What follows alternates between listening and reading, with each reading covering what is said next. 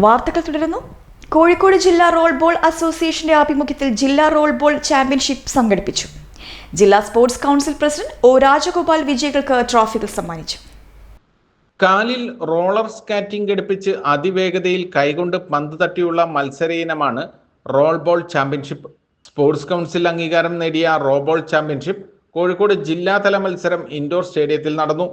Boys girls വിഭാഗത്തിൽ team DP roller sports അക്കാദമിയും sub junior വിഭാഗം boys Malaparamba roll ball club, girls fort roller സ്പോർട്സും ജേതാക്കളായി. ജൂനിയർ ബോയ്സിലും സീനിയർ ബോയ്സിലും ടീം DP റോളർ അക്കാദമിയും ജൂനിയർ ഗേൾസിൽ കല്ലായി റോൾ ബോൾ ക്ലബും ജേതാക്കളായി.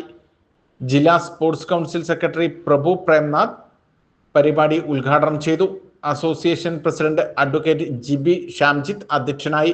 സമാപന ചടങ്ങിൽ ജില്ലാ sports council president O Rajagopal വിജയികൾക്ക് ട്രോഫികൾ സമ്മാനിച്ചു. മികച്ച രീതിയിൽ നടത്തിയെന്ന് ജില്ലാ sports council president O Rajagopal പറഞ്ഞു.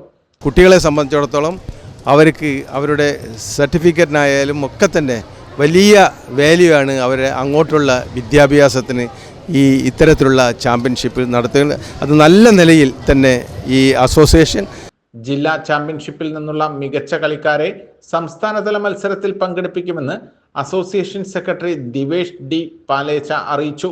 ജില്ലയിൽ നിന്നും വിവിധ ക്ലബ്ബുകളിൽ നിന്നുമായി 220 പേർ മത്സരിക്കാനെത്തി. ACV news, Kozhikode.